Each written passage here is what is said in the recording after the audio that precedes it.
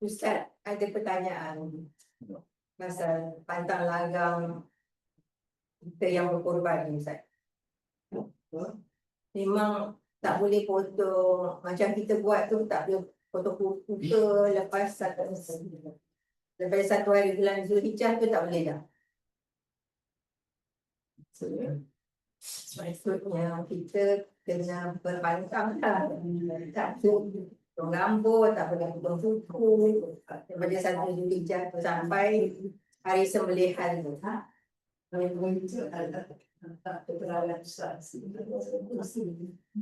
Itu memang betul ya, Ustaz.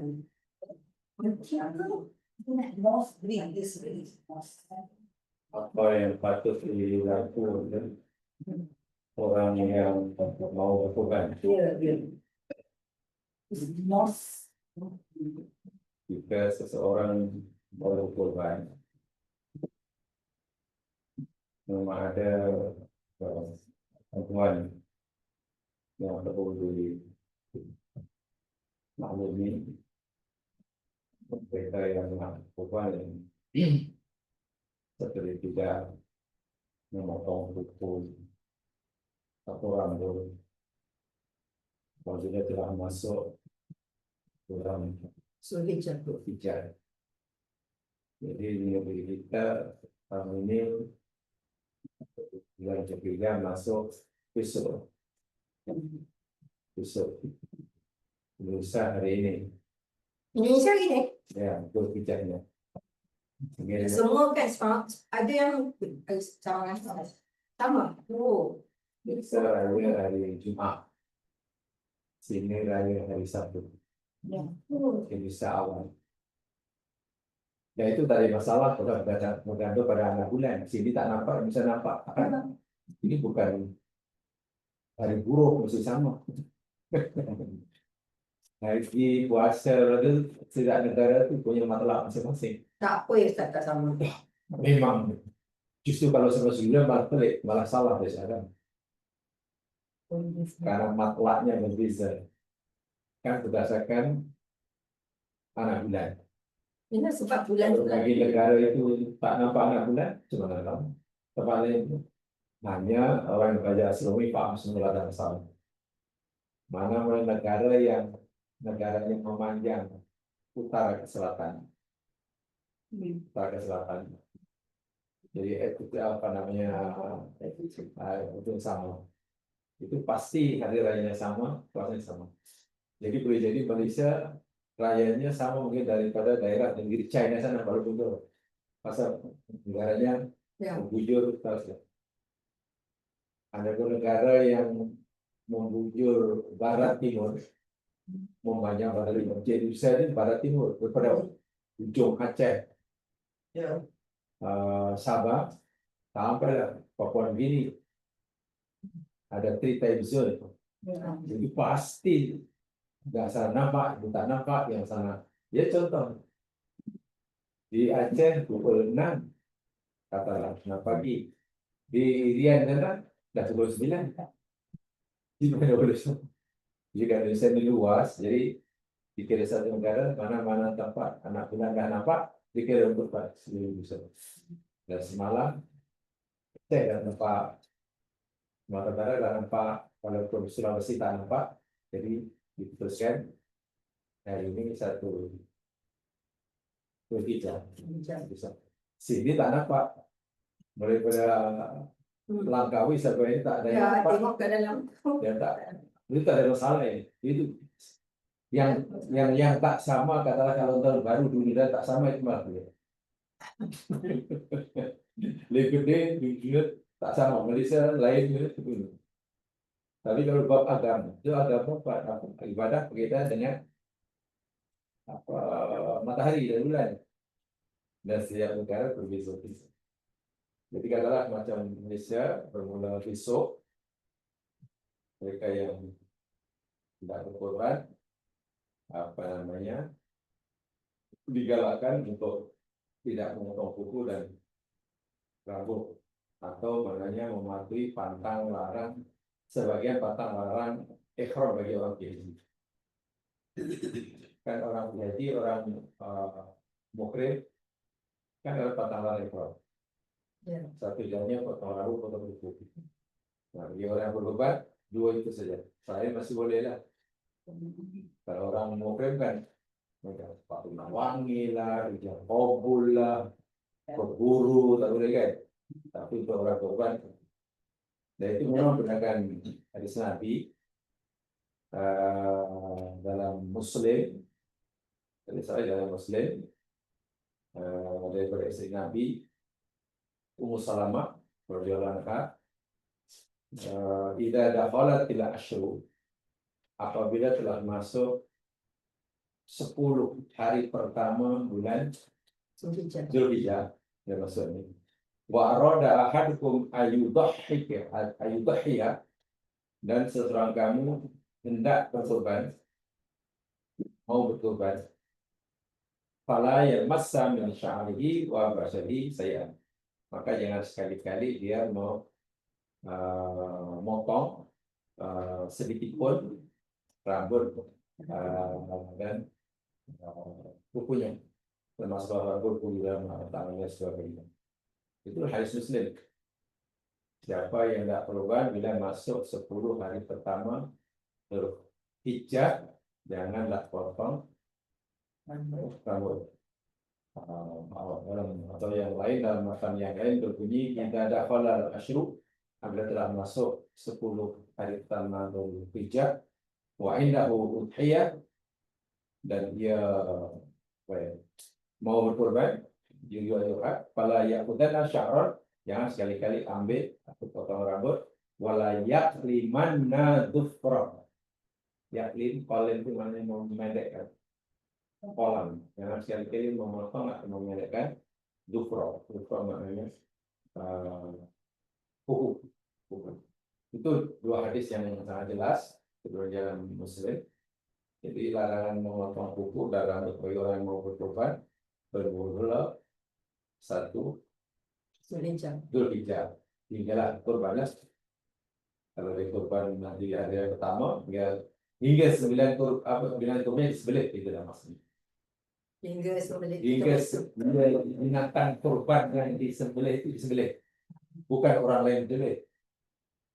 Jadi kalau orang itu sembelih korbannya adalah pada tanggal 13 hingga tanggal 13, sehingga binatang korbannya disembelih. Orang itu buat orang lain. Ya. Bukan hingga hari raya. Nanti tak kata hingga hari raya. Hingga dia menyembelih binatang korbannya. Kalau nyembelihnya pada 10, 10 lah, 11, 12, kalau 13 hari tasrik, ya. Jadi larang motong kuku ataupun rambut, cukur umpamanya dan lain sebagainya. Memang ada perbedaan pendapat walaupun hadisnya yang sahih, walaupun hadis sahih. Seperti mana katalah Imam An-Nawawi dalam syarah Muslimnya, kesimpulan daripada syarah Imam Nawawi misalnya hadis tadi dan Muslim yang dimaksudkan memotong kuku ataupun rambut, mematahkannya atau lainnya, jadi mencukurnya atau memendeknya atau membuakannya dan sebagainya dan sebagainya. Jadi apa saja yang berkaitan dengan mengubah kuku ataupun rambut, memotongnya, memberikannya atau apa saja.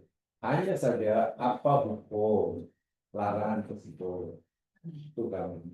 Jadi hadisnya jelas, jangan potong rambut, jangan potong kuku. Tapi apakah hukum larangan tersebut haramkah, makruhkah, atau apa di situ? Tentang larangan ada jelas, tidak ada perbedaan pendapat. Tapi tentang hukumnya itu apa? Disinilah ulama berbeza pendapat. Ulama berbeda tentang bukan tentang ada atau tiadanya hadis. Mereka berbeda tentang apa maksud hadis tersebut. Jadi ulama berbeza pendapat bukan karena ada atau tiadanya larangan dalam hadis. Mereka semua sepakat bahwa ada hadis yang melarang. Tapi apa maksud larangan hadis tadi? Untuk larangan haram atau untuk larangan apa namanya makro? Contoh Imam Syafi'i sendiri umpamanya. Mazhab Syafi'i dan Imam Syafi'i sendiri mengatakan bahwa makro karahatan sih. Bahwa motong kuku atau rambut bagi orang yang berkorban masuk saat mulai bersatu Dzulhijjah itu hukumnya hanya makruh tanzih, makruh ringan. Hukumnya hanya makruh ringan. Jadi jika dia langgar tak berdosa, namanya makruh ringan, bukan makruh tahrim. Kalau makruh tahrim itu makruh yang berat. Itu kata Imam Syafi'i sendiri. Bahkan Imam Hanifah bahwa lain kurang makruh pun tidak. Makruh pun tidak. Karena ada hadis dari Aisyah radhiyallahu anha ketika Nabi berniat untuk berkorban, Nabi dan Aisyah mengatakan bermula pada satu Dzulhijjah hingga Umat, Nabi tidak melakukan apa-apa, tidak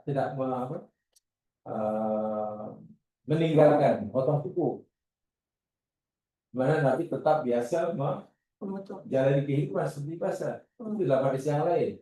Jadi dalam satu hadis Nabi melarang dalam ucapannya, tapi dalam praktikannya dalam hadis Aisyah Nabi memotong kuku semacam mana tuh? Kalau Nabi melarang, tapi perbuatan Nabi melakukannya. Sehingga Imam Abu Hanifah kata, ya kan makruh itu tidak ada masalah. Namanya Imam Syafi'i kata, bila ucapan, bila dalam hati ucapan dengan perbuatan itu berbeza, maka ucapan itu yang di apa namanya pegangi lebih kuat. Seorang bila ucapan Nabi dengan perbuatan itu berbeza, maka ucapan itulah yang hendak didahulukan. Ucapan Nabi dahulu. Ucapan Nabi dahulu. Contohnya Nabi melarang umatnya berkawin lebih 4. Itu jelas sekali ya. Tapi praktik Nabi tidak benar. Nah, jadi situlah ucapan di dahulu. Nabi melarang berpuasa wisol. Hadis sahih ucapannya. Puasa wisol maknanya puasa yang bersambung. Terus tak ada sahur, macam itu. Bukan 3 bulan. Puasa tak ada sahur. Tak ada sahur. Terus Nabi larang. Tapi Nabi pernah melakukannya. Artinya perbuatan Nabi dengan ucapannya berbeza. Maka apa namanya Imam Syafi'i pegangi dahulukan ucapannya.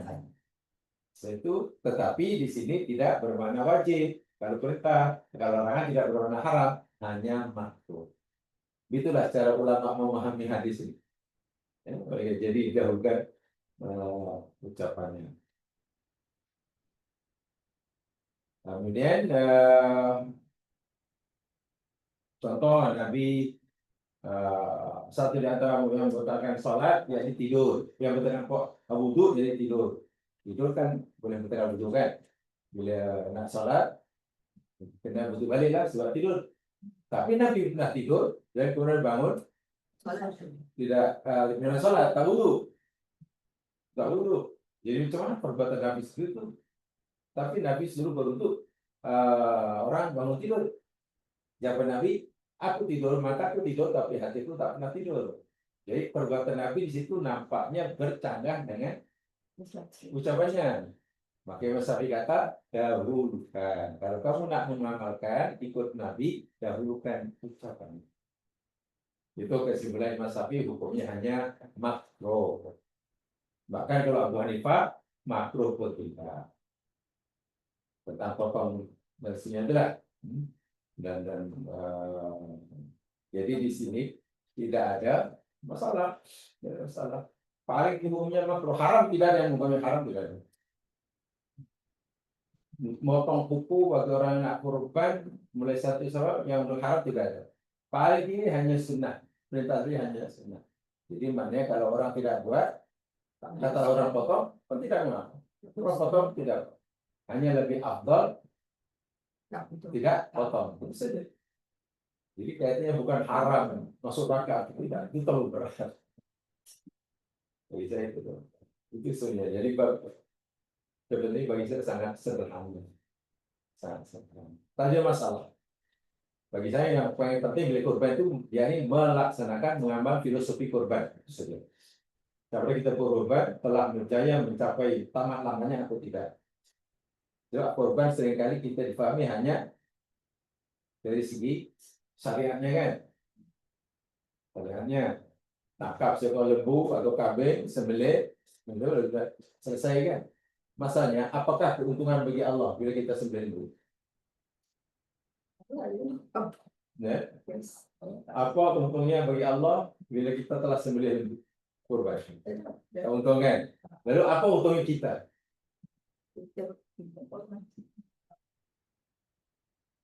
Apa manfaat bagi kita dengan sembelih lembu? Kesyukuran. Ya, surga. Kenapa kalau uriannya sedekah hanya sah dilakukan pada 4 hari saja? Sedekah boleh bulan Ramadan boleh, sembelih lembu juga boleh pada bulan Sya'ban. Tapi kenapa kurban itu? Jadi kalau kurban kata saya sedekah, kalau berkorban sembelih lembu, tak perlu tunggu korban.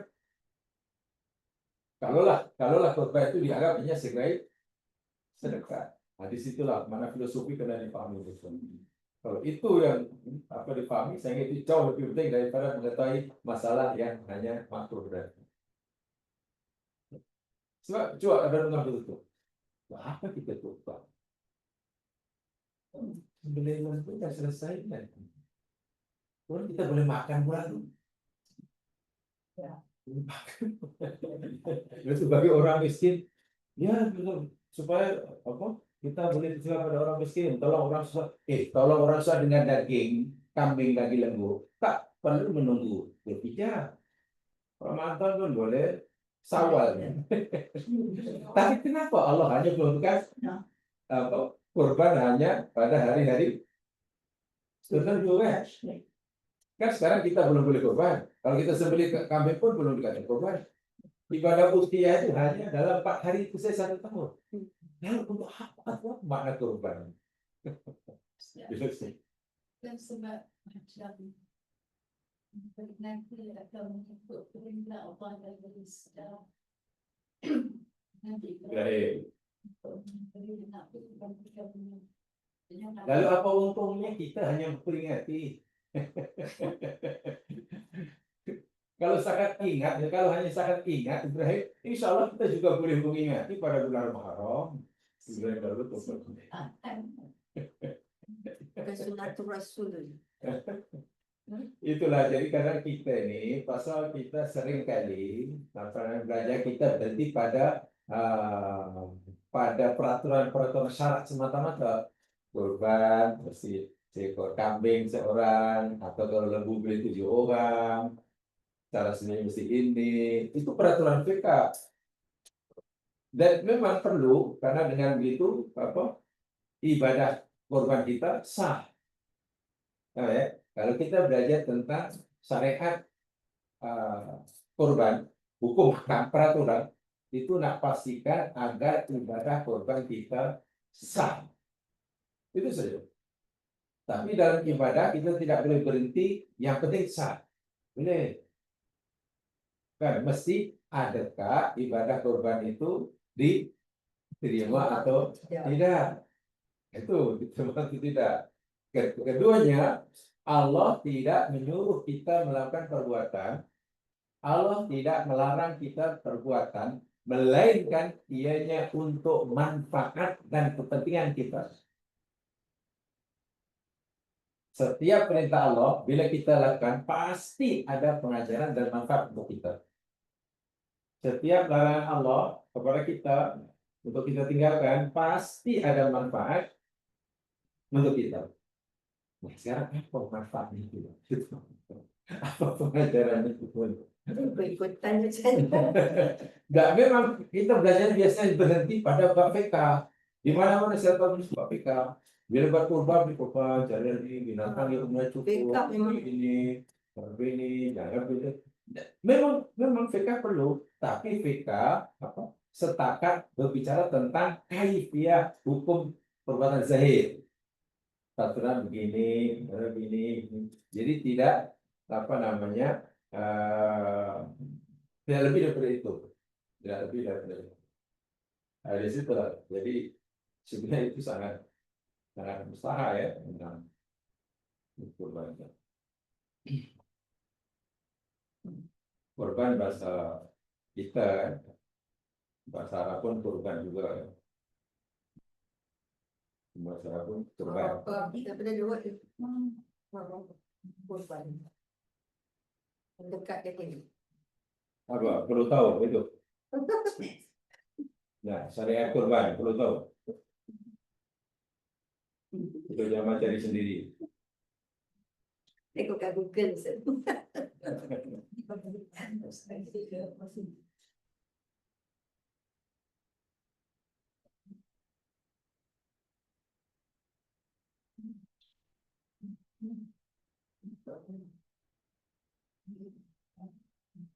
Nah, filosofi kurban, pengajaran lah sebetulnya.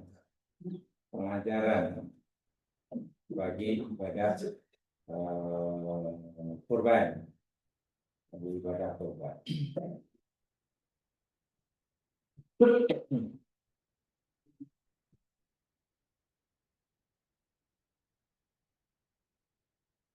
Boleh ya, itu paham yang itu tadi tentang hukum makan. Itu sangat sederhana sekali sebenarnya.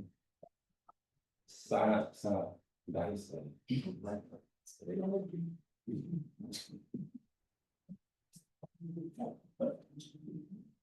Perintah ada, hadisnya jelas, Dekat ke diri pada Allah. hadisnya jelas, larangan apa tadi? Apa? Orang itu hukum. Tolong dan suruhnya tadi. Nah, jadi tidak ada pertikaian, tidak ada apa-apa perbedaan pendapat tentang ada atau tiadanya apa namanya larangan. Semua kata ada, tapi ulama hanya berbeza cara memahami hadis tadi. Larangan Nabi itu adakah membawa makna haram ataupun hanya makruh, gitu kan? Kalau kita baca hadis itu, apalagi katanya jangan sekali-kali potong kuku, mana larangannya keras kan? Bila keras, maknanya tanah itu bermakna haram kan? Tapi kalau kita baca lagi hadis yang lain, kenapa dalam hadis Aisyah ini Nabi pernah berkorban, tapi Nabi tak biasa potong kuku. Kenapa ucapan Nabi berbeza dengan inilah kata belajar itu kalau satu hadis jangan terus disimpulkan. Ya, Kalau dia sekarang kemudian seorang kafir itu ya huru hara hadis bukan satu mah. tapi Ustaz kita tak tahu yang mana satu nak ambil. Jadi mau belajar Quran macam juga bukan satu ayat disimpulkan. Jadi dalam bahasa agama beginilah saya selalu mengatakan belajar yang paling baik sama ada Al-Quran atau hadis itu yakni menggunakan sistem yang saya tahu macam mainan puzzle. Main puzzle, tidak Puzzle lah. puzzle namanya. Oh, yang alah kepingan-kepingan yang dipotong deh, dipotong-potong agak keras dan disusun. Kalau menyusunnya betul akan menjadi gambar apa macam itu kan. Salahnya meletakkannya betul lah. Tapi kalau satu keping ada tak yang tak betul. Nah, belajar Al-Quran seperti itu. Contoh kalau kita bab apa? Bab riba. Jangan baca satu ayat riba. Kumpulkan ayat-ayat semua ayat yang berkaitan dengan riba. Kalau ada 5 lah, 10 lah. Dan kalau perlu dengan hadis sekali. Setelah dikumpulkan semua, jadi kita mempelajari dari semua ayat tadi. Sehingga setelah kita pahami, kita ambil kesimpulan dengan mengambil kira banyak ayat tadi. Maksud itu cara belajar itu. Kalau satu guru hara baca ayat ini kalau disimpulkan, baik ini simpulkan, ya pasti bingung. Coba baca satu ayat ini, riba tak haram lah. Ya ada ayat yang Quran yang ayat itu mengatakan riba tidak haram atau belum diharamkan. Allah hanya memberitahu riba itu tak ada berkat itu saja. Coba kalau kita tidak baca ke semuanya, itu namanya puzzle. Jadi baca semuanya, lalu itu ambil kesimpulan, mengambil kira apa semua semua ayat itu. Kalau hadis demikian juga, semua hadis. Itu yang dalam kami, istilah kami dahulu, yang belajar berdasarkan teori puzzle. Atau belajar secara holistik dan komprehensif. Kalau dalam bahasa kajian. Secara syumul. Belajar mesti secara holistik dan komprehensif. Insya Allah tidak bingung. Tapi kalau satu kerat simpul, satu kerat simpul. Iya. Jangankan baca satu hadis, baru baca 5 hadis pun sudah, apa macam? Itu baru cakap itu. Saya cuba baca aja, saya cantik saya give up. Akhirnya bingung lah daripada pening-pening, tak payah baca. Tunggu ready answer. Akhirnya, ya yang boleh sana agama yang ready-made lah kan. Agama yang ready-made, yang apa namanya itu, yang biasanya kalau makanan siap saji. Makanan siap saji. Yang ikut-ikut dulu. Kan? Bukan siap suruh masak, siap saji. Siap santap. Siap. Nasinya aja. Ya, Takutnya. tinggal punya. Baik, sekarang kita akan teruskan di kajian kita tentang kelancaran kudrat Allah Subhanahu wa taala yang Allah tunjukkan kepada kita melalui wanita pilihan Allah, Ya. Maryam alaihissalam. Jadi bolehlah saya begini. Ini kaitan dengan akidah ya sebetulnya. Kan kembali 9 ayat ada namanya masyiatul Akhirat. Oh, kehendak Allah. Kemudian kehendak Allah, bawahnya pula Allah hendak melaksanakan kehendaknya melalui peraturan yang Allah sendiri ciptakan, namanya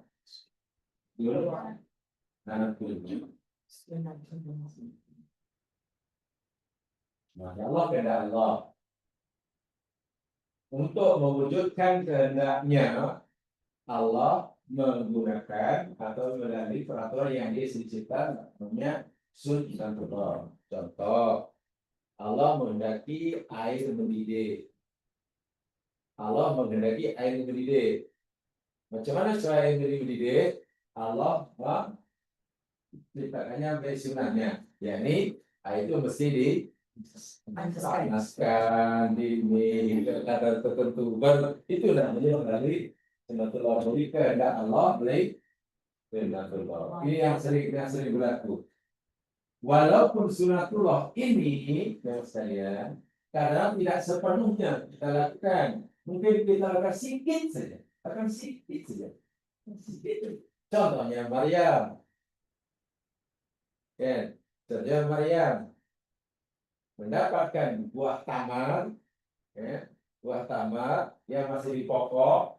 Buah tamar itu sumur jatuh berguguran, hanya Maryam suruh ke dalam goncang. Kata goncang pun tak goncang itu. Tapi perbuatan Maryam atau perintah Allah pada Maryam untuk pegang pokok tamar, lalu dia ikut kemampuan dia. Itu namanya sunnatullah. Tapi kalau ikut sunnatullah semata-mata, mungkinkah buah tamar akan jatuh berguguran hanya dipegang oleh perempuan muda yang baru kesalin? Akan menurut sunnatullah. Tak mungkin kan? Tak mungkin. Jadi itulah mana kadang-kadang Allah melaksanakan sunnahnya, manusia disuruh untuk mereka sunnahnya walaupun sedikit. Ada yang disuruh adalah untuk melakukan banyak, ya, tadi berobat, berusaha, bekerja dan selesai. Tapi jangan lupa, nah, berlaku atau tidaknya sunatullah, sama sunatullah dilakukan hanya sedikit atau banyak, terjadi atau tiadanya sesuatu itu 100% kerana itu. Bergantung pada Allah. Allah boleh mewujudkan apa yang dikehendaki dengan kelancaran kudratnya. Allah boleh mewujudkan kehendaknya ini melalui sunat Allah. Ini yang penting secara kita pahami. Maryam dapat makanan semasa di mihrab, sedangkan ia hanya beribadah. Coba, Maryam dapat makanan tanpa usaha itu apa namanya? Itu berdasarkan apa tuh? Maryam dapat makanan tanpa usaha, tanpa rabi, tahu-tahu ada. Itu berdasarkan masih, itulah masyiatullah 100%. Kita diusaha langsung kan. Ya. Sementara Maryam dapat makanan tamar, selepas ia pegang pokok tamar, Itu sunatullah. itu dapat makanan berdasarkan sunnah Allah, walaupun hanya buat sedikit saja. Allah nak mengajar kepada kita dalam menjalani kehidupan. Kalau kita mau Allah menghendaki apa yang kita nak, lakukan sunatullahnya. Itu yang Tak boleh berserah. ya, tak boleh. Sekarang saya nak ambil contoh lah ya, Mas. Jadi kan sunatullah. Coba perhatikan. Ini contoh yang mudah ya. Contoh ala kampung. Ini tisu dan ini gelas. Menurut jamaah sekalian, antara tisu dan gelas ini mana yang lebih kuat? Gelas. Yang lebih kuat. Gelas. Lebih kuat, lebih iyalah, lebih. Yang ini lebih apa ya? Lebih lembut ya, lebih rapuh lah. Kita lah lebih cepat rusak kan? Ya. Jadi mana lebih kuat, gelas atau tisu? Itu kata sunatullah. Betul? Tetapi sebetulnya bagaimana jika katalah gelas ini saya banting hingga berkecai, sementara tisu saya simpan? Mana tisu lebih kuat karena ditahan lama? Tisu ini nih, kalau zaman saya keras dan ini mungkin ya sekejap lagi akan hancur kalau saya banting. Saya banting berkecai, hancur. Tisu saya simpan. Tahan 1 bulan. Maknanya umurnya lebih panjang walaupun kita kata dia lembut. Kalau itu lembut, keras atau tidak bergantung pada apa? Pada bendanya, pada sunatullahnya atau pada kehendak saya yang memegangnya. Kehendak kita kan? Betul? Paham maksud saya? Tak, saya punya kehendak. Saya nak menghendaki tisu ini saya simpan sehingga tahan 1 tahun. Dan saya memberi gelas yang kita kata kuat ini saya banting dan berkecai. Mana ini lebih kuat kan? Karena umurnya lebih panjang kan? Lebih panjang. Tapi menurut sunatullah ini lebih kuat. ini kan. Tapi saya hakikannya kuat atau tidak, umurnya panjang atau tidak, bukan pasal benda ini. Tapi bergantung pada kita yang nak melakukan seperti apa. Nah, sekarang Allah Subhanahu wa taala berikan tahu ini. Kalau ikut sunatullah, baik sunatullah. Ini ada, nanti saya tunjukkan ayatnya ya. Baik, ini baru saya sampaikan kalau di tempat lain. Saya tunjukkan ayatnya saja. Ini lebih ini.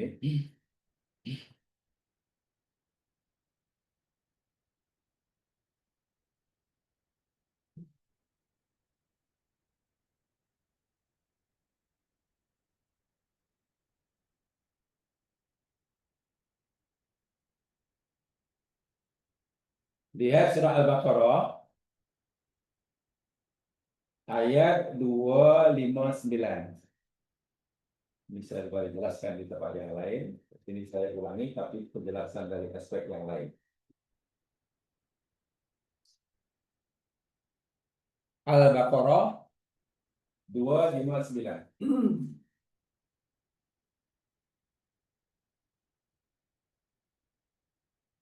Tengok, antara sunatullah dan masyiatullah.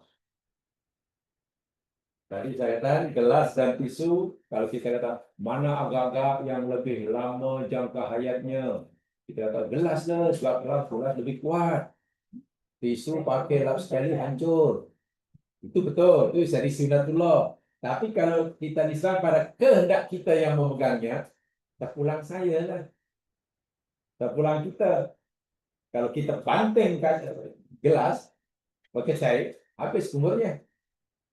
Ajarnya tipe tisu kita simpan panjang. Tengok ayat ini. 259 Allah cerita tentang Nabi Uzair. Nabi Uzair. Dia berjalan-jalan tiba suatu kampung. Kampung itu dihancurkan oleh Allah. Tidak ada bangunan yang tak runtuh. Tidak ada manusia yang masih hidup. Semuanya dah mati. Sepi, sunyi. Lalu Uzair duduk termenung, memikirkan, dia yakin Allah Maha berkuasa menghidupkannya. Tapi Nabi Uzair tidak tahu macam mana Allah nak menghidupkan mereka yang dah mati itu. Lalu Nabi Uzair tanya kepada dirinya sendiri, macam mana ya agak Allah nak menghidupkannya. Nih, jadi Uzair nak cari jawapan, tak tahu kepada siapa, tanya kepada sendiri.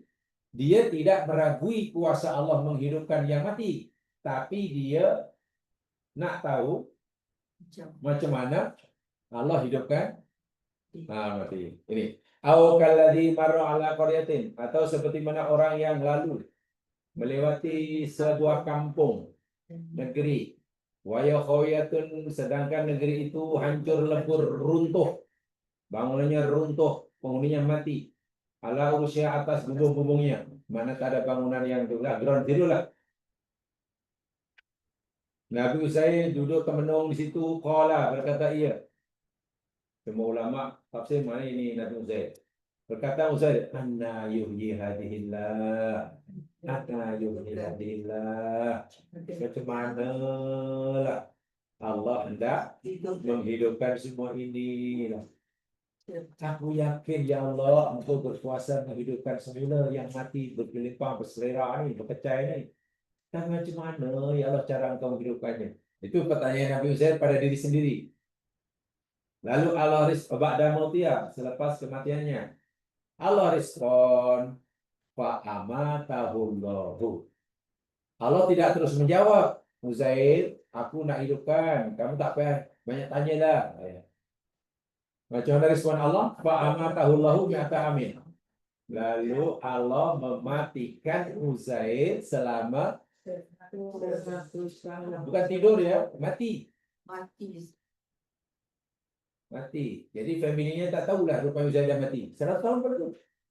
Nah, waktu itu tak ada lah. Polis belum ada, jadi tak ada siasatan jenayah. Tak ada itu. Jangan tahu tanya, macam itu tak ada ke? Mati senang-senang. Tak ada ke family report ke? Selepas 100 tahun mati, tsumma ba'athahu. Kemudian Allah bangkitkan semula, hidup semula. Bukan tidur bangun, mati hidup semula. Sebab Uzair kan nak tahu macam mana Allah nak menghidupkan orang yang mati. Lalu Allah jadikan Uzair contoh. Matikan, lalu dihidupkan. Dia pun, semudah ini dia Allah. Tapi tetap saja Allah tidak beritahu macam mana nak menghidupkan yang mati. Allah hanya tunjukkan kuasanya, bahwa dia berkuasa menghidupkan. Bisa ya. Orang yang yakin Allah maha berkuasa menghidupkan orang yang mati, Kemudian ia ingin tahu bagaimana cara Allah menghidupkan orang mati. Itu imannya tidak terjejas. Tidak menjelaskan iman. Yang menjelaskan iman itu jika seseorang meragui kuasa Allah menghidupkan. Contohnya Nabi Hussein. Dia yakin 100% akan kuasa Allah menghidupkan yang mati. Tapi dia hanya ingin tahu bagaimana caranya. Macam Ibrahim juga yakin Allah berkuasa, tapi ingin tahu bagaimana cara menghidupkan. Qala, lalu Allah bertanya pada Uzair, kam labista? Uzair, berapa lama kamu di sini? Ditanya, selepas 100 tahun. Berapa lama? Qala labistu yauman aw ba'du yaum. Dia berkata, aku tinggal di sini selama 1 hari atau hanya setengah. Ini pelik lagi nih. Dah 100 tahun mati, hidup sudah kita rasanya macam setengah hari udah. Dan masa hidup saya sampai sini duhur. Sekarang aku jaga baru asar. Setengah hari. Lalu apa yang dirasai oleh Uzair ini tidak salah menurut dia, karena itu hakikat sebenarnya yang dirasainya, tapi rupanya tak betul. Qala, Allah menjawab, bal labista mi'ata amin. Uzair, bahkan engkau mati tinggal di sini sudah 100 tahun. Macam mana kamu rasanya setengah hari? Nah, untuk buktikan bahwa Allah berkuasa menghidupkan yang mati, bahwa Allah berkuasa menunjukkan kelancaran kudratnya, sekaligus Allah berkuasa menghendaki sunatullahnya berjalan. Inilah. Kan ada sunatullah, ada masyiatullah. Allah nak tunjukkan pada Uzair kelancaran masyiatullahnya tanpa sunatullah. Allah berkuasa menunjukkan kuasa pada Ibrahim melalui sunatullahnya. Bagaimana caranya? Perhatikan. Fandur ila ta'amika wa syarabika lam yatasanna. Uzair, kau tengok, kau pandang betul-betul tu pada makanan engkau yang kamu bawa, wa syarabika dan minuman. Karena Uzair ini berjalan, bermusafir. Jadi orang dulu bermusafir karena bahan makanan, minuman. Karena masa ini RNR belum ada. RNR belum ada, dari mama belum ada. Jadi bekal sendiri. Itu susahnya orang dahulu. Nabi Ibrahim dari Palestina ke Makkah, nak hantar hajarnya itu buat sendiri itu. Bayangkan. Dan itulah kisah para nabi ini. Kisah para kasih Allah itu macam itulah. Tak ada yang naik kendaraan senang-senang, pakai ekor. Tak ada lah. Ini sekarang haji jalan itu pun mengeluh misalnya mati. Nah, di situlah kadang sehingga haji kurang bernilai itu karena itu banyak mengeluhnya. Agak kalau tapi nasib baik kita ini dihidupkan pada abad 20 ya, 21. Kalau kita ini jadi umat Nabi Muhammad jangan-jangan Kita hanya tahu udahlah susah punya harta sedikit suruh belajarkan untuk perang lagi, tak apa perang berdosa. Nak suruh pergi haji jalan kaki. Kita boleh tidur nyenyak, tiba-tiba karena kenyang, jiran kita miskin, dosa. Nasib baik kita dihidupkan pada abad 21. Allah Maha tahu lah. Kalau orang sekarang ada di rumah Nabi pada zaman Nabi Ibrahim, tak tahulah jadi pengikut Ibrahim atau jadi siapa. Berat. Iya, berat. Kerjanya berjalan Ibrahim. Daripada Babilonia, pergi ke Palestina, pergi ke Mesir, balik ke Palestina, pergi ke Arab, balik ke Palestina, kemudian pergi ke Arab lagi. Jalan kaki, bukan lagi. Ya, paling-paling khimar pada ini. Dan itulah para nabi ini kerja dia. Jadi perjalanan itu jangan dikira bukan ibadah. Mereka berjalan ini karena perintah Allah. Jadi ibadah ini bukan hanya sholat dan wirid. Berjalan. Dan berjalannya Ibrahim daripada Irak ke Palestina, kemudian pergi Mesir, balik ke Palestina, balik ke Makkah, balik ke Palestina, kemudian pergi Makkah. Itu tentu bukan sehari dua. Itu sehari dua. Stadium dulu lama ya. Ya. Waktu tu. Ya. 24 jam ni jam rasanya macam Sama, waktunya sama. Tapi menempuh jarak daripada Palestin ke Makkah jalan kaki. Sekarang kalau kita disuruh berjalan daripada Palestin ke Makkah melancong tapi naik unta itu betul nak? Melancong pun. Ini tujuannya pergi Makkah kok. Disuruh adalah untuk meninggalkan anak istri yang baby situ. Uyuh lagi berlari. Dah tak boleh duduk situ, kena balik lagi, segera balik ke Palestin. Jadi pergerakan itu ibadah. Karena Allah yang suruh. Jadi beribadah pada Allah bukan hanya zikir dan wirid, bukan. Setiap perbuatan kita yang kita lakukan atas perintah Allah itu ibadah. Sehingga skop ibadah itu sangat luas. Tapi ibadah sekarang sudah dipersempit maknanya. Jadi makanya itu hanya sholat, yang lain. Ini pekerja bukan ibadah, pekerja rumah tangga bukan ibadah. Kalau orang tengok ya, perhatikan saya pada makanan engkau dan minuman engkau lam yatasanna, tidak berubah. Saya nak beritahu. Makanan, minuman, agak apa ya makanan yang dibawa oleh saya waktu itu? Nasi dagang atau nasi putih kering. kering? Putih kering padan. Minumannya apa agaknya? Teh ais, Ya. air biasa kan? Air biasa. Makanannya mungkin roti atau apa? Ya.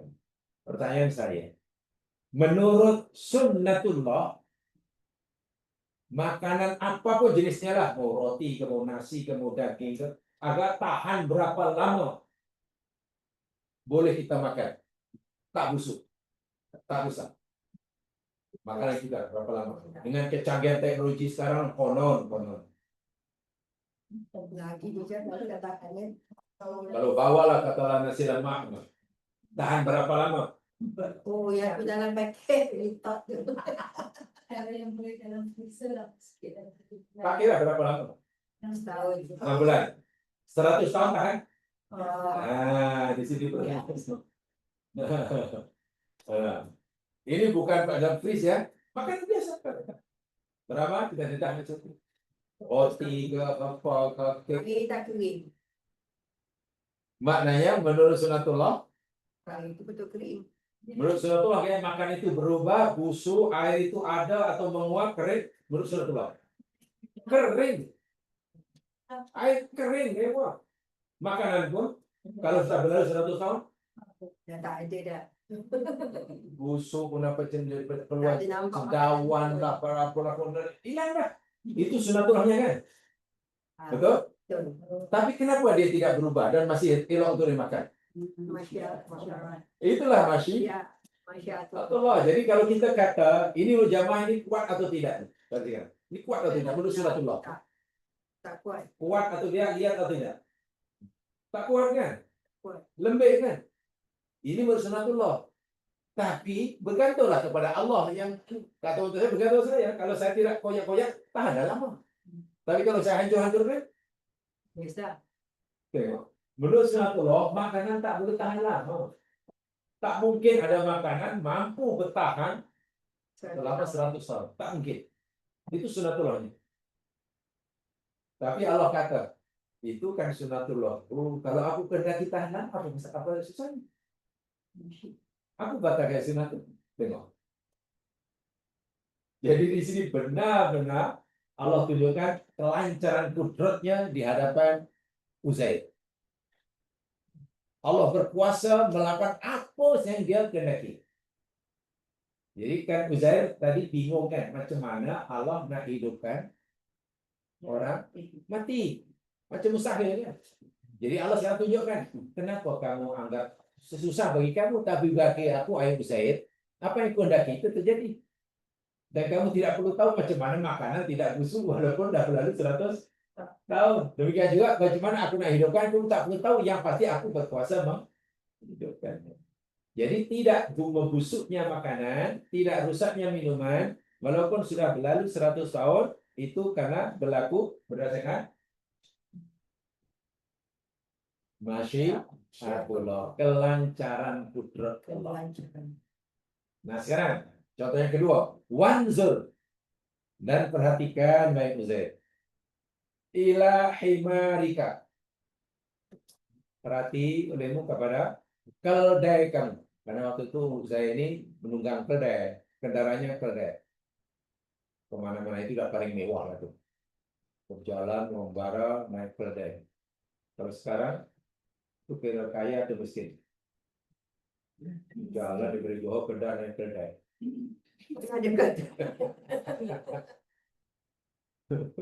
Dulu wah itu mewah, itu ada kendaraan.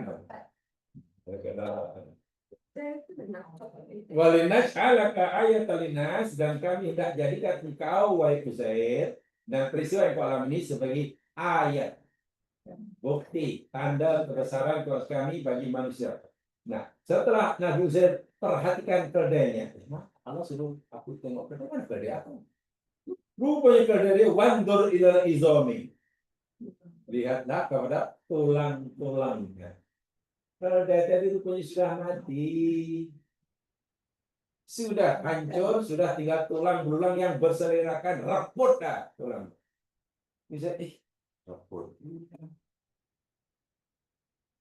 Pertanyaan saya, keledai dah berlalu 100 tahun, sekarang apornya dah mati, tulang-tulangnya pun dah repot, itu biasa atau luar biasa? Biasa. Biasa. Kenapa? Karena berlaku gerakan sunatulahnya. Makanan, minuman berlalu 100 tahun tapi masih elok, itu biasa luar biasa. Luar biasa, karena itu berlaku dengan kedua ini Allah nampakkan kepada saya. Terpulang pada aku. Kamu pikir bila berlaku 100 tahun pasti rusak? Tak, bergantung pada aku. Kalau kan aku dan kita rusak, tak rusak. Tengok makanan kamu. Wah, makanan kamu, minuman kamu itu lebih lemah, lebih mudah dirusakkan. Kan? Daripada keledai semua kena dikumbangkan lah, kena dicincang-cincang. Tapi keledai hancur. Tinggal tulang. Tulang pun dah repot. Lalu Uzair disuruh Allah untuk perhatikan tulang-tulang bersila itu. Kaifa nunshizuha. Macam mana aku nak menyusun tulang itu. Diberikan tulang itu bergerak dan menyusun bercantum. Tulang kaki, tulang dada, raga, tulang kepala, misalnya. Setelah tulang itu tersusun jadi tengkorak keledai, tsumma naksuha lahman. Kemudian kami membungkusnya dengan tulang dah jadi satu, jadi tengkorak, lalu Allah bungkus dengan daging ke kulit, hidup semula. Itu luar biasa atau biasa? Luar biasa. Itu kelancaran. Surah, kalau menggunakan sunatullah, berapa lama agak-agak keledai ini boleh wujud daripada tak ada? Daripada tak ada hingga ada, berapa lama dia boleh ada? Menurut sunatullah. Ya karena mak bapaknya kena kawin dulu lah, maksudnya itu sunatullah. Maknanya papi dan mami kena kawin dulu, kemudian kena pergi honeymoon, kan? Sebab itu maminya mengandung bunting. Berapa lama kalau keledai? Tahu. Pasti makan bulan juga kan? Kemudian beranak. Itu sunatullahnya. Dan untuk menjadi keledai yang boleh berjalan dan boleh ditunggangi, tunggulah setahun dua. Sunatullah. Tapi ini tidak. Daripada tulang terus itu kelancaran kudratnya. Jadi depan Nabi Musa. Depan Nabi Uzair. Hancurnya keledai, matinya kita sekarang jadi tulang. Setelah berlalu 100 tahun, itu berlaku berdasarkan sunatullah. Hidupnya semula keledai daripada tulang belulang sekali mata, itu berlaku atas dasar masyiatullah. Tidak rusaknya makanan, minuman, walaupun sudah berlalu 100 tahun, itu berdasarkan masyiatullah. Tengok, depan mata, kedua-duanya Allah lihat ini. Jadi kalau itu berlaku atau tidak, lebih kepada apa? Lebih karena Masih? Tapi bagi kita, kalau benda itu berlaku dengan sunatullah, biasa. Kalau berlaku masyiatullah, luar biasa. Habis. Magic. Kalau benda itu berlaku dengan sunatullah, biasa aja. Tak ada apa pun. Tak nampak pun kuasa Allah. Tapi kalau benda itu berlaku dengan masyiatullah, baru kuasa Allah nampak begitu. Sujudnya makin lama. Istighfarnya memanjang. Ini contoh lah, selalu saya contohkan yang mudah lah. Kalau lampanya 3 hari inilah adalah ayam bertelur, itu beranak, apa, menetas, lalu beranak itu biasa. Biasa tak akan mengubah yang jahat jadi baik, yang dosa bertaubat, yang malas sholat jadi sholat. Karena benda itu biasa kan. Ayam bertelur, lalu dia merami selama 21 hari, menetas. Coba kalau tiba-tiba ada ayam beranakan kambing. Juga ada ayam beranak kambing. Ayam. Nah, katakanlah tiba-tiba hari ini ada ayam beranak kambing. Possible. Nah, kalau kendaki, Allah menghendaki hari ini atau minggu depan ayam beranak kambing. Katakanlah berlaku itu sakit, yang sembahyang terus akan sembahyang. Masjid penuh, tabung-tabung air penuh. Tanda ini sudah tanda kiamat. Anak ayam beranak kambing. Ajaib. Allah tunjukkan kuasanya. Kenapa kita baru merasakan Allah tunjukkan kuasanya ketika ada ayam beranak kambing? Kenapa kita tidak nampak kuasa Allah ketika melihat ayam bertelur, kemudian menetas jadi kenapa benda itu tak nampak? Ini sebetulnya yang Allah nak ajarkan dalam bab akidah ini. Adakah hanya karena biasa sunatullah itu berlaku sehingga menjadi dah selalu berlaku sehingga terasa biasa, tak nampak kuasa Allah? Sehingga bila kalau lah umpamanya, ya contohlah, kalau lah keledai dah berlalu 100 tahun dah mati itu biasa, tak nampak pun kuasa Allah, memang macam itu sunatullah. Tapi begitu keledai tiba-tiba hidup semula, tak wajib monyet. Kita tak pernah diajarkan. Jadi maksud saya iman itu kedua mesti masuk serentak, gitu lah. Itu yang bisa masukkan kompresi dan apa namanya holistik masuk itu. Dia tak boleh satu part. Jadi maksud saya ini, kita tidak perlu menunggu untuk kagum kepada kuasa Allah, untuk dapat merasakan kuasa Allah apabila Allah menunjukkan masyiatnya. Belajarlah untuk kita tetap mengakui kuasa Allah, merasakan kuasa Allah, walaupun yang berlaku depan mata kita ini air kita masak mendidih, masya Allah, macam mana? Bahaya itu luar biasa tuh mendidih air karena panas tuh. Orang yang belajar fisik pasti tahu tuh. Bagaimana panas tuh boleh ini, bagaimana air bila dipanaskan dan boleh molekulnya pecah. Itu kuasanya luar biasa itu dalam ilmu fisika kan. Luar biasa. Salahnya kita paham fisika. Kan? Di situ pasti subhanallah, subhanallah. Air kita letakkan seperti air freezer juga membeku. Subhanallah. Karena itu ada satu proses kimia yang luar biasa yang tak nampak. Tapi masalah yang tak nampak kena dibuktikan. Jadi kalau itu kita tak nampak kuasa Allah, baru nampak kuasa Allah bila katalah air kita letak, kita masak tiba membeku. Air kita letak dalam peti ais tiba-tiba mendidih. Baru subhanallah. Subhanallah, mendidih lah letak dalam peti ais. Subhanallah, kita tahu masyiat. Jadi Allah saya mau kita ini mengakui, mempercayai, merasai, mengetahui bahwa Dia itu berkuasa atas segala sesuatu dalam semua keadaan.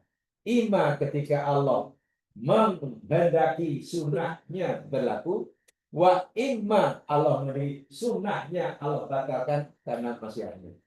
Kedua-duanya itu masalah. Kalaulah orang menyeberang lautan, menyeberang selat, memakai sampan dan berjaya, macam tak nampak kuasa Allah. Bahkan menampak, alhamdulillah, nasib baik kapal ini elok. Tak rugi aku beli sampan perahu ini. Canggih rupanya. Selesa rupanya. Tak goyang. Seakan-akan kita hebat. Wah, itu kuasa Allah juga.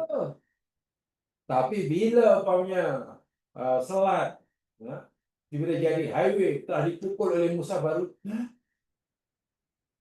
itulah maksud saya. Jadi jangan sampai keadaan kehidupan kita sehari yang sudah seperti itu, berlaku sunatullah, sehingga kita tak nampak kuasa Allah.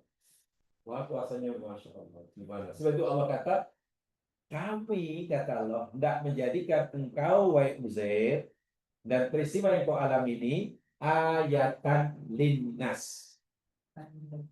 Tanda kebesaran Allah maksudnya, atau bagi semua manusia. Jadi di sini Allah mengajar dua-dua ini. Memang tak boleh dipisahkan dua-dua ini. Tapi lagi-lagi, yang apa itu yang paling dominan. Masya Allah itulah penentu. Kita diajar dalam akidah, masya'akan wa malam yasha' lam yakun. Apa saja yang Allah kehendaki pasti terjadi, dan apa yang Allah tidak kehendaki tidak akan jadi. Terjadi atau tiadanya sesuatu, berlaku atau tiadanya sesuatu karena masyiatullah.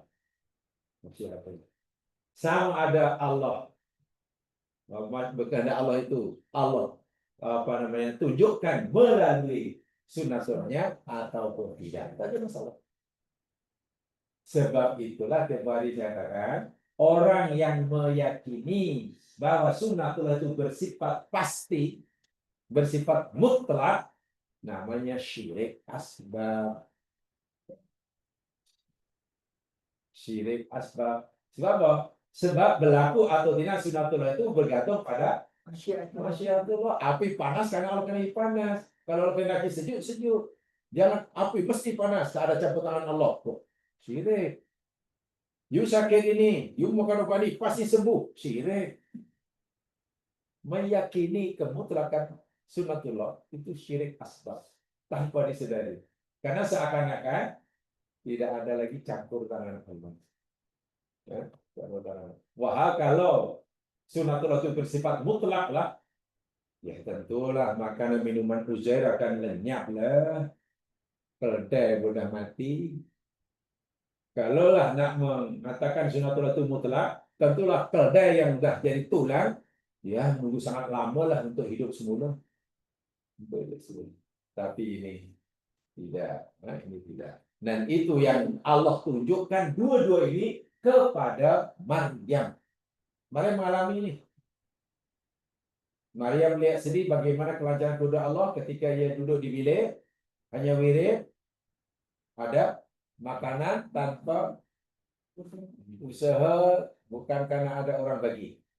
Itu kelancaran kedua. Tapi Maryam dapat makanan, buah-buah tamat, jatuh, setelah Allah suruh Maryam, nah itu sunnatullahnya. Walaupun sedikit. Jadi ini benar-benar pengajaran luar biasa bagi Maryam. Maryam punya anak tanpa suami, tanpa laki.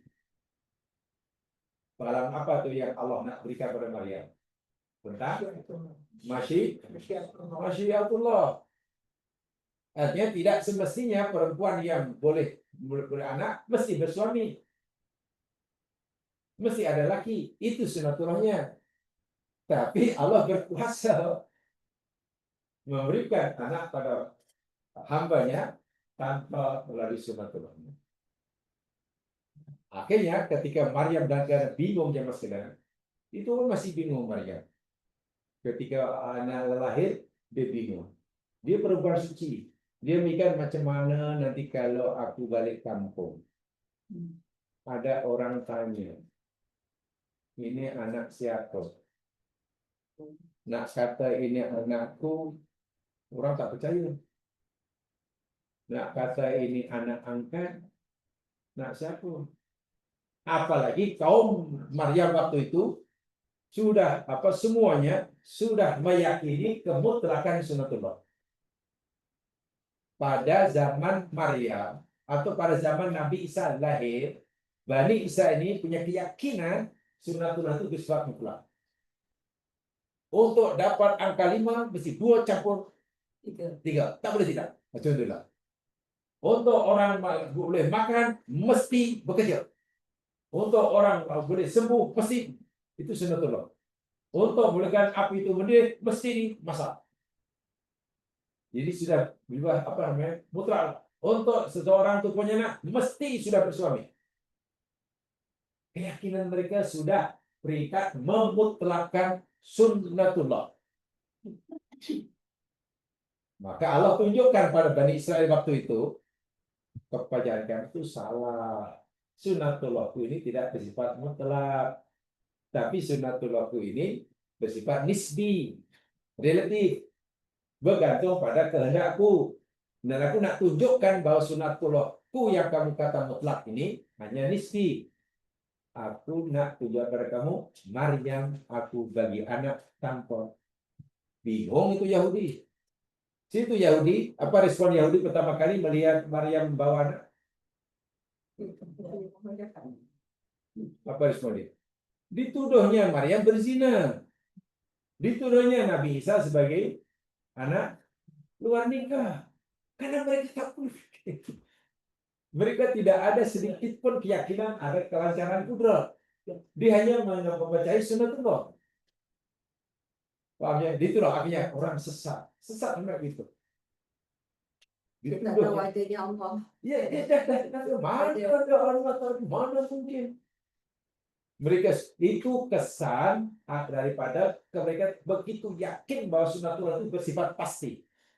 Wah, sunatullah tidak pasti. Orang tenggelam dalam air pasti mati. Itu kata mereka. Allah kata, belum tentu. Terpulang padaku. Kalau pergi mati-matilah. Kalau aku kehendak kita mati, walaupun duduk dalam air 1 bulan, tak mati. Tapi Yahudi tak nak terima pelajaran seperti ini. Situ bila berlaku kelancaran kudrat, mereka tolak mentah-mentah. Maryam dituduh perempuan jahat. Sementara Nasrani, ini pelik. Umat Nabi Isa selepas Nabi Isa diangkat oleh Allah, lebih kurang 200 tahun lebih. Ada orang kata 250 hingga 300 tahun lepas Nabi Isa tidak sama mereka. Melihat Nabi Isa lahir tanpa bapa, Maryam tidak punya suami, Nabi Isa dipilih sebagai anak kepada Allah. Itu Nasrani. Karena mana mungkin orang lahir tanpa ini mesti anak Tuhan. Jadi Nabi Isa dengan kelahiran Nabi Isa berangkat kelancaran kudrat, umat dari Israel waktu itu sesat semuanya. Yahudi sesat karena menuduh Maryam berzina, Isa anak luar nikah. Nasrani selepas ke Nabi Isa tak sama mereka menuduh Isa sebagai anak. Itu pasal apa? Saya tidak menerima masyarakat itu. Pahamnya di situ. Itu kesannya. Bahaya semua. Sebab itu namanya syirik asbar. You makan obat ini pasti sembuh. Tak ada yang pasti. Kita ini tidak punya bahasa pasti. Untuk kita, yang ada hanya mungkin. Sebab itu nak buat apa saja, you makan inilah, you buat inilah, you inilah, insya Allah berjalan. Mesti ada insya Allah kan? Maknanya, jika Allah menghendaki kan? Coba perhatikan. Walaupun Maryam dah ditunjukkan kedua-dua sekali, kelancaran kedua sudah dilihatnya, sunatullah sudah dialaminya, tapi begitu Nabi Isa lahir, Maryam pun bingung juga. Mana dunia ini? Sebab Maryam yakin akan kehendak Allah, dan masalahnya macam mana kaumnya? Aku nak terangkan seperti apa adanya, mereka tak percaya. Bingung Maryam. Dan kebingungan ini dinyatakan oleh Allah, direkam oleh Allah dalam surah Maryam. Coba lihat. Surah Maryam ayat 23 hingga 25.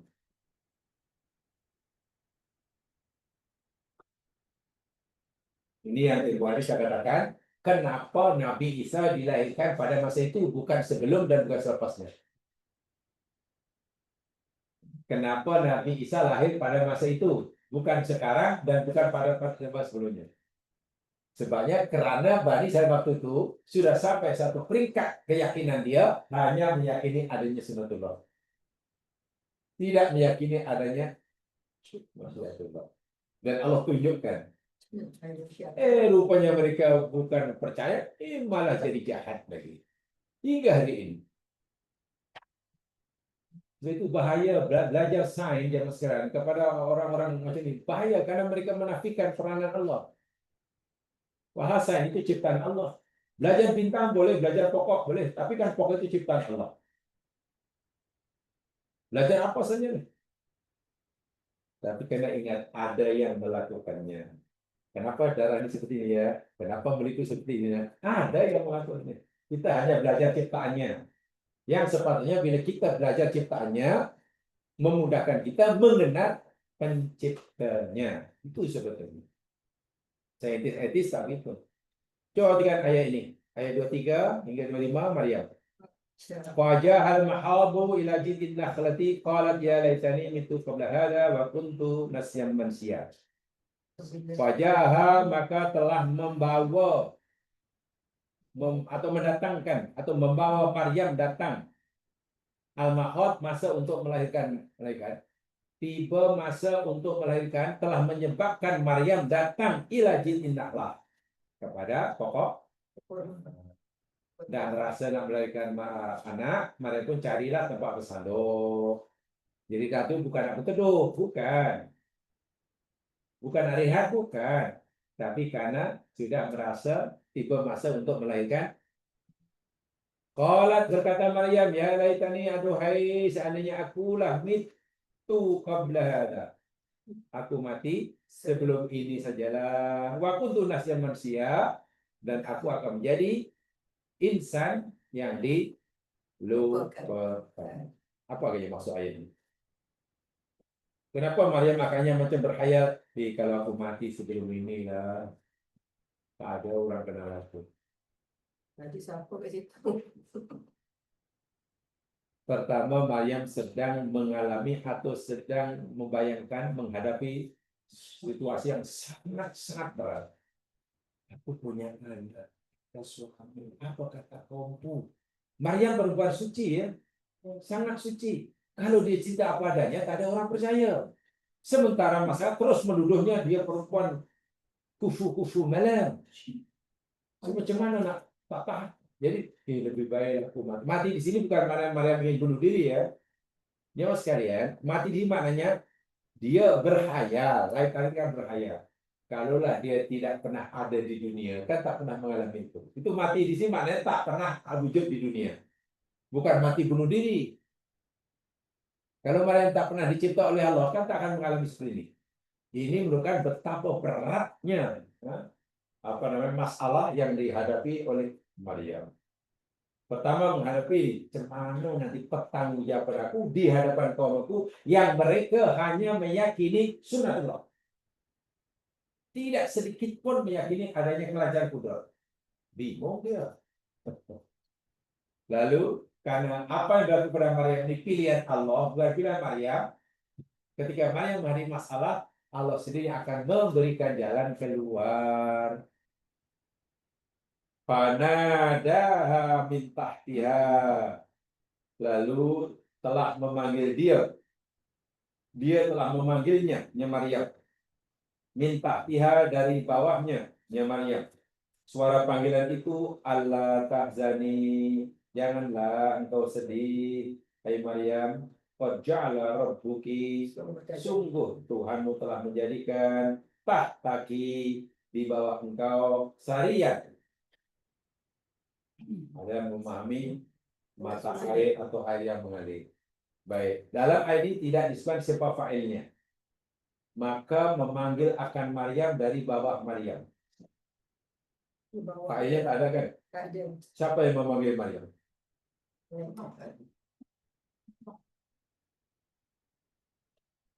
Allah memanggil Maryam. selama ini Allah mengutus Jibril ke Maryam. Besar. Kebanyakan ramai Muslim memahami yang panggil itu Jibril. Jibril menyeru manggil Maryam, Maryam, janganlah sedih.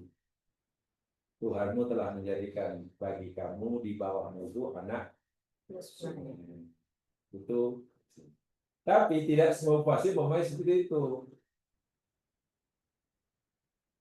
Pertanyaannya, buat apa Jibril panggil dari bawah? Maryam baru melahirkan anak, pasal apa dia duduk bawah Maryam? Apa benar? Dan Jibril dalam Al-Quran, bila ditutus Allah untuk menyampaikan wahyu Allah pada hambanya, pasti dari atas. Tidak ada yang dari bawah. Cari dalam Quran, pasti. Ini Jibril dari salah. Tahu orang baru beranak, masuk bawah, salah. Iya. Sehingga walaupun orang memahami Jibril, ada seorang tafsir dan saya condong yang kedua ini, yaitu Syekh Mu'tabar Sya'rawi, yang memanggil-manggil ini bukannya Jibril, tapi Isa yang baru lahir. Isa anak baby yang baru lahir itu. Tiba-tiba ditakdirkan Allah belajar kelancaran kudratnya, boleh bercakap. Nada. Itu disebut dari bawahnya. Nanya ibu, janganlah ibu itu sedih. Karena Tuhan ibu Rabbi telah menjadikan di bawah ibu ini, di bawah ibu ini maknanya Isa yang berlahir itu Saria, itu maknanya ada dua. Makna pertama anak sungai. Tadi ya. Makna kedua orang yang mulia. Jadi karena ini yang panggil itu Isa, maksudnya Allah Tuhanmu wa ibu telah menjadikan orang yang di bawah ibu ini orang yang mulia. Sebab seakan Allah sudah beritahu melalui Isa pada Maryam, anak nanti akan dituduh kena luar nikah. Ibu akan dituduh sebagai berzina. Ibu tak payah khawatir. Ibu diam saja kalau itu. Nanti ayat selanjutnya begitu. Ketika dia balik jumpa kaumnya, Allah nasihatkan pada Maryam, kalau Yahudi tuduh macam-macam, Maryam suruh dia, ini nadartu lirahmani. Aku dah bernazar berpuasa tak nak cakap. Cakaplah ya Maryam tak. Tapi macam mana siapa yang akan merespon tujuan ini? Anaknya. Kan anaknya sudah boleh bercakap. Sebelum anaknya itu boleh berkata-kata di hadapan Bani Israel yang jahat, Maryam diberitahu lebih dahulu oleh Allah bahwa anak sudah boleh bercakap. Sekarang Anda bayangkan, kalaulah Maryam tidak diberitahu oleh Allah sebelumnya bahwa anak ini boleh bercakap, tiba-tiba anaknya bercakap depan Yahudi, itu kali pertama Maryam mendengar, itu kali pertama Yahudi mendengar. Ada yang lari siapa? Yahudi pun terkejut, Maryam pun mati. Situ Allah tunjukkan dahulu. Nih anak kami, aku Masyiah boleh dan itulah cara Allah menunjukkan kelancaran kudratnya kepada hambanya agar dia tidak terkejut dari apa. Nabi Musa, tongkat Nabi Musa bentukkan jadi ular. Ketika ditunjukkan di depan Fir'aun kan. Baik, sebelum Nabi Musa tunjukkan bahwa tongkatnya jadi ular depan Fir'aun anak kehendak Allah itu, Nabi Musa dah tahu atau belum yang tongkatnya itu boleh jauh. Bila? Masa dia jumpa Allah tu dekat. Ketika dipanggil Allah ditersinar kan. Dalam perjalanan balik daripada Madian, Allah tanya Nabi Musa apa di tangan tongkat, sekarang Allah kata campak. Setelah campak tongkat jadi ular. Musa waktu responnya seronok atau takut? Takut. Tengok dalam surah Toha. Musa lari. Allah kata Musa, la takhaf, jangan takut. Toha, tangkap ular. Baru Musa, oh Masya Allah, rupanya Allah menghendaki tongkat itu dibalik ular. Kalau aku campak, takutkan dia. Lain kali, bila Allah suruh campak, tongkat jadi ular, Musa dah lari. Coba kalau Musa tak pernah diberitahu oleh Allah yang tobatnya boleh jadi oleh kehendak Allah.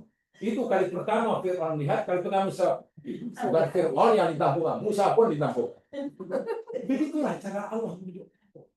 Sebab itu saya memilih tafsir Tauhid Syarawi daripada mufti yang lain. Ilmu Kathir Tobari Mamamnya itu malaikat Jibril.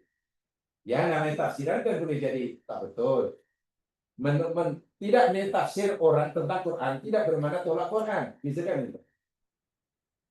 Tidak menerima tafsir orang tentang Quran tidak bermakna menolak Quran. Sebab yang ditolak, yang tidak diterima yakni penafsiran orang tentang malahnya orang itu bila tolak tafsir dengan tolak Quran. Mana belajarnya itu? Sebab itu saya tahu sorry lebih rasional. Ini yang kata itu bisa. Sebab itu minta ya dalam Quran. Bila Allah utus Jibril menyampaikan wahyu atau apa yang kepada makhluk, mesti dari atas. Ya. Tak ada tapi dari bawah. Kecuali ini kalau ini Jibril. Apa hanya Jibril buat hand tiba-tiba Bawa dari ini bawah. Maryam perempuan baru bersalin duduk bawah masalah apa? Jadi saya atau bisa apa namanya Asma Syarawi ini bisa. Dan karena Allah nak tunjukkan kelancaran kudanya, anak ini boleh berkata-kata.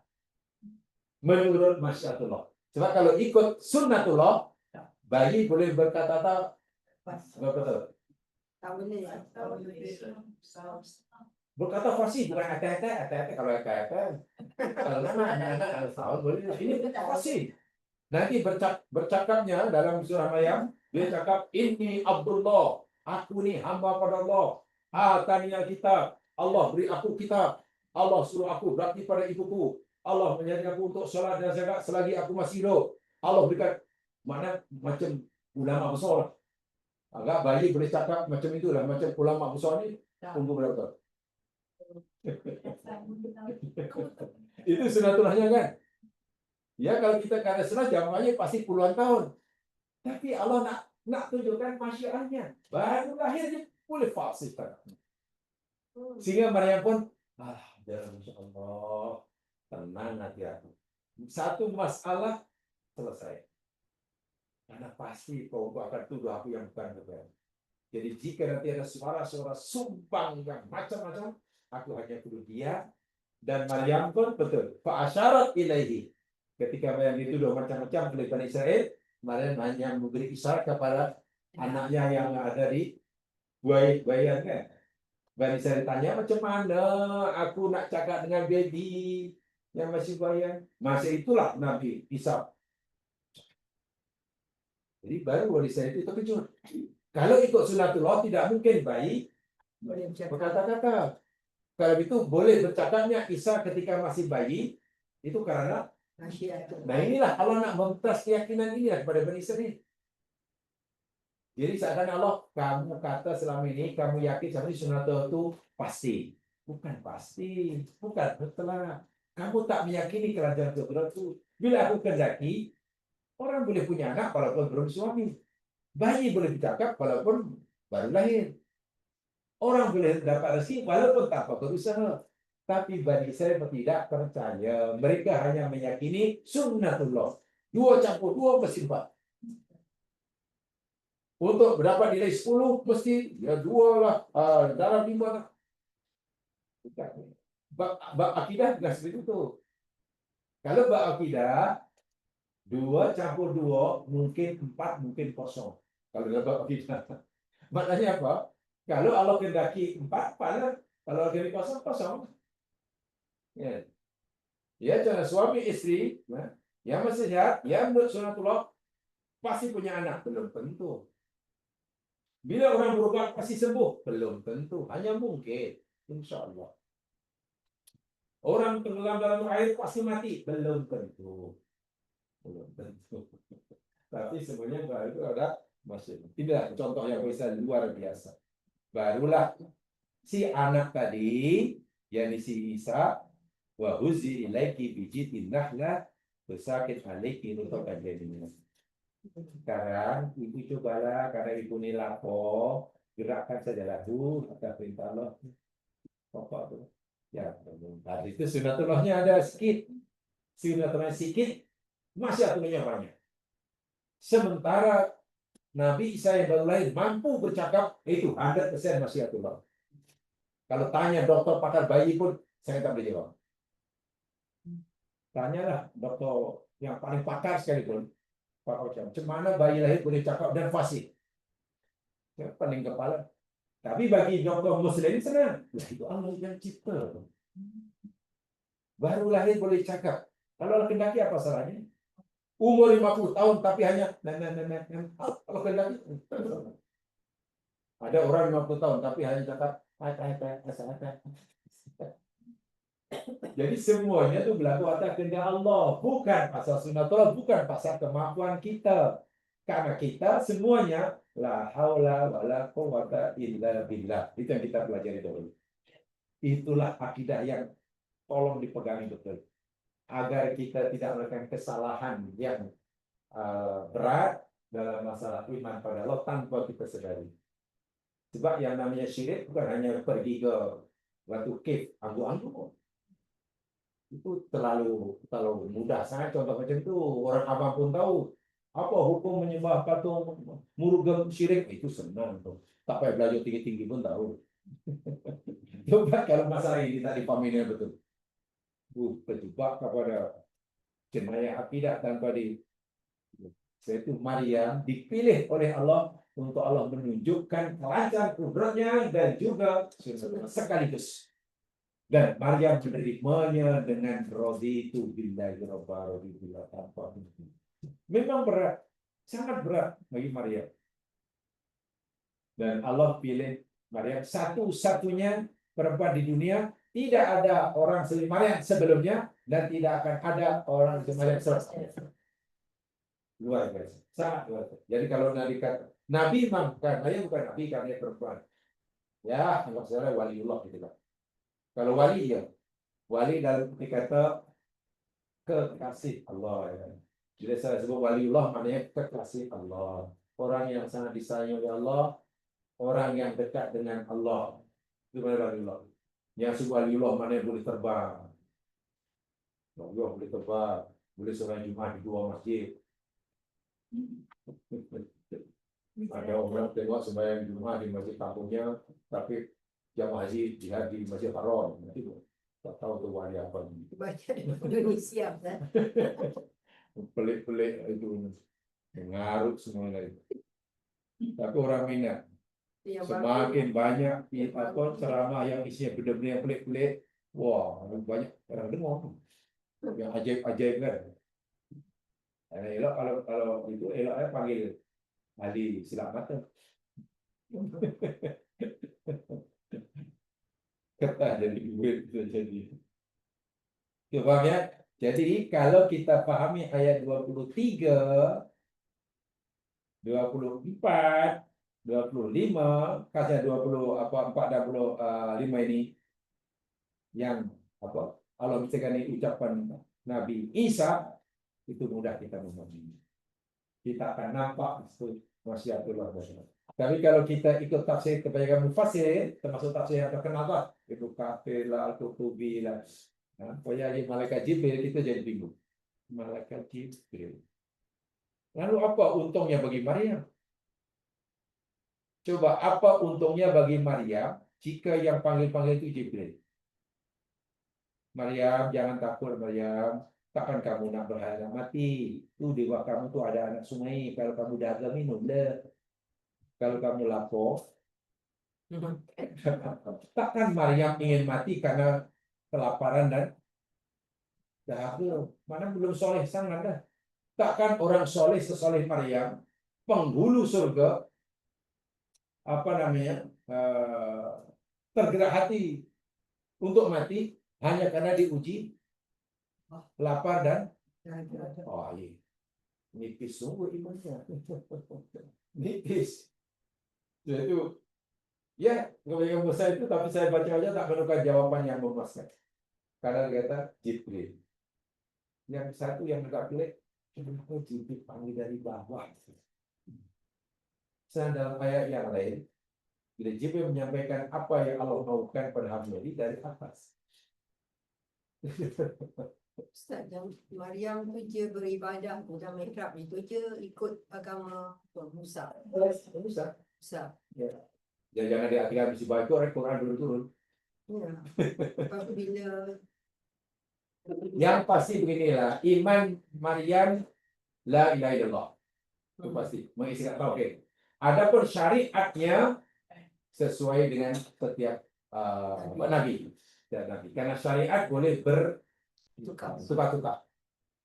Dan syariat yang paling lengkap dari akhir zaman. Di akhir zaman nak makan pun ada peraturan. Masuk tandas pun ada peraturan. Nak tidur itu hanya setiap nabi. Orang dahulu tak ada. dulu hanya Fokus pada akidah. akidah. Bahkan zaman Nabi Ibrahim lagi. Yang penting kamu tidak menyembah selain Allah, itu cukup. Yang lain belum banyak peraturan. Pun dia tak boleh naik. Bab itu pun orang begini. Sehingga bab makan, bab apa-apa itu belum banyak tantangan. Jadi sangat apa ya? Sangat mudah menyelesaikan orang dahulu. Sebab hanya fokus pada masalah tauhid. Akhir zaman lengkap, karena akhir zaman sebagai Lengkap semua. penutup Nabi, karena tak ada lagi Nabi. Perlu makan, perlu minum, dan agar semua gerak-gerik umat akhir zaman ini ada nilai ibadah, maka di situ ada syariat. Nak pakai kasut, Nabi bagi contoh, mulakan dengan kaki kanan ya. Nak tanggal, kaki kiri ya, Masya Allah. Mana ada sinar Nabi Musa itu? Ya. Orang Nasrani pun tak kerja begitu. Hanya nak Iya. Bahkan Nasrani kemana pakai kasut kan? Masuk gereja pakai kasut. Itu kata orang Islam itu terus. Banyak orang Islam bila ibadah itu mesti ada siput gila, kasut gila. Macam gila, mana dia pun banyak terus. Orang Nasrani tak ada kasih. Iyalah kamu pergi gereja, kamu pakai kasut. Orang Islam dia pakai tinggal. Dan sangat senang. Mereka mana ada peraturan? Nak pergi gereja tak ada kan syariat sebelum pergi gereja apa peraturan bab ibadah yang perlu dilakukan. Tak ada, tadi pakaian terpulang, kaki. Kalau Islam tengok, ya Allah kena berwudu diaturnya, berkelasakan itu. Sehingga ada seorang anak padri di Indonesia meluk agama Islam karena tertarik ini. Kata para Islam begitu lengkap sekali. Tidak ada perbuatan kita yang di situ tidak ada Islam. Nak sembah Allah pun disuruh bersihkan dulu kaki, mulut, ini, lelaki supaya wangi-wangian kena menghadap Ratu Musa.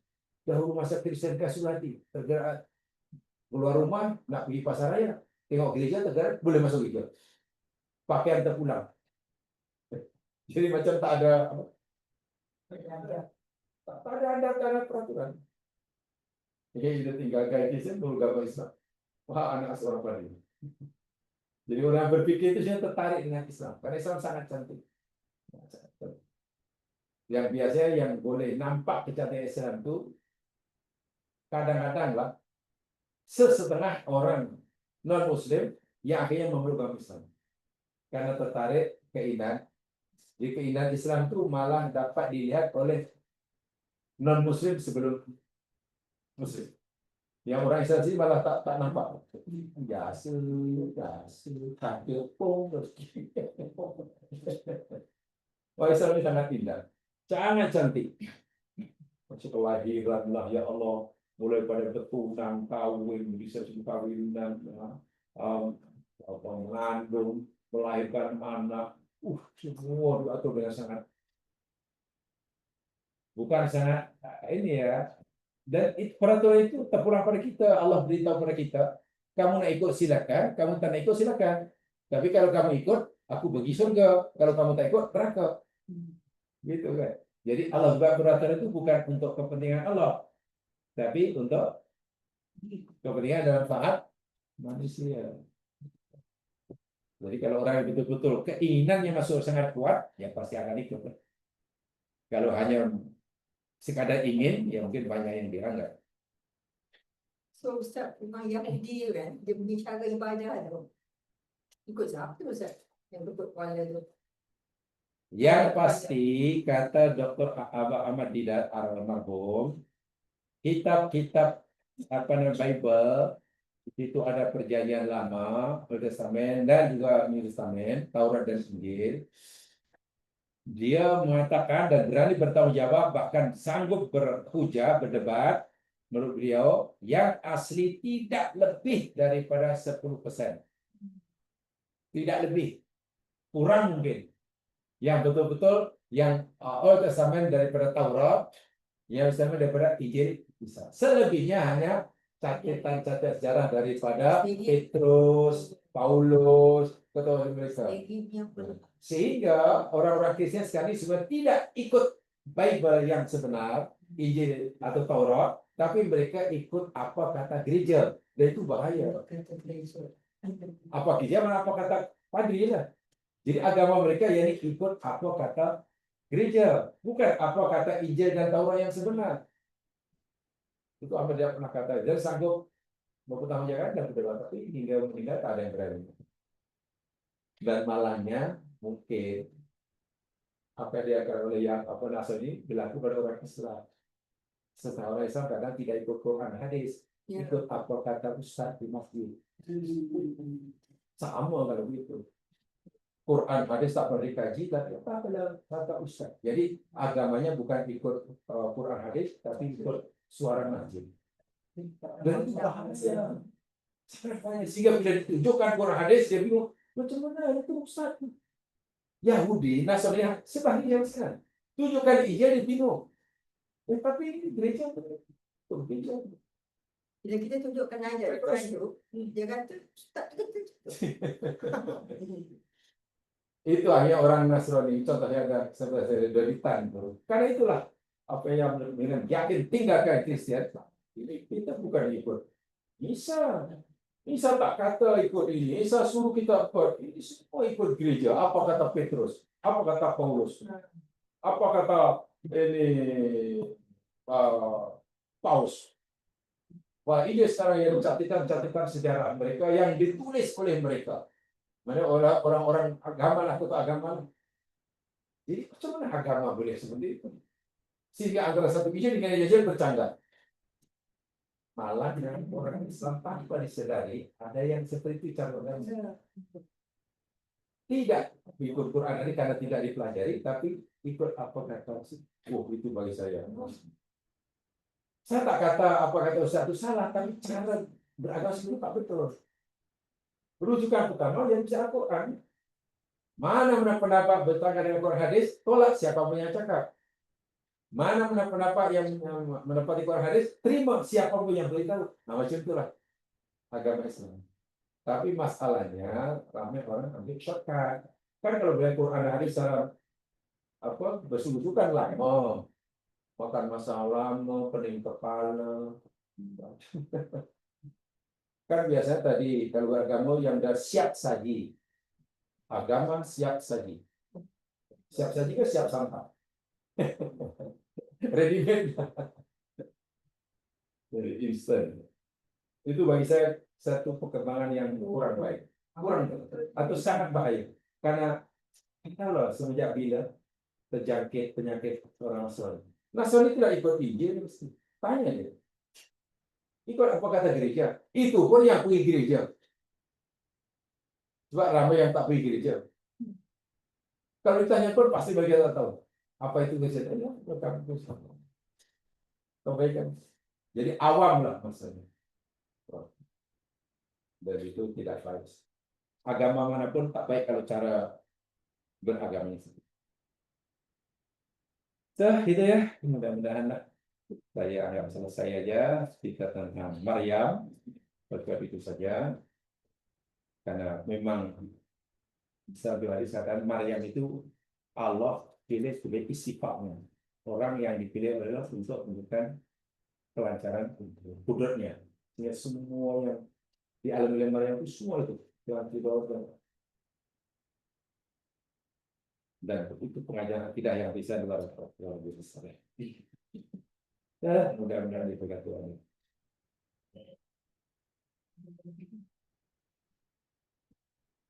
Besok satu minggu depan kita tiga. tak ada cuti ya Ustaz. Minggu depan 3 ada lagi ya. 3 ada ya. 3. 10 ada tak ada? Tak 3, ada. 4.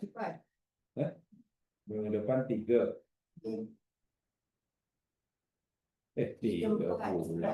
4. 4. Minggu depan Kita 4. ada 7. Oh, Ada lagi. Ada kan? Dah. 4 ada. Okey. Ada. Yang 11? 11. Tasrik. Tasrik ni hari habiskan lagi kurban. Tak ada. Okey, cuti. Nak ya? Cuti kita cuti. Tak cuti dah. Nak belajar. Okey, kalau gitu minggu depan ada. Kita cuti dah lagi lah. Hah? Ada cuti. Yalah minggu depan ada. Kan? Kemudian raya Sabtu 7, Dia kata 7, mungkin dengan 8, oh lama lagi. Boleh tak? Kita boleh. Boleh. on. InsyaAllah. On. Allah alam, Assalamualaikum Baik. Allahumma salli ala al-asr, innal insana fi khusr, illa alladhina amanu bis-salihati wa sallallahu alaihi wa sallam. Assalamualaikum warahmatullahi wabarakatuh.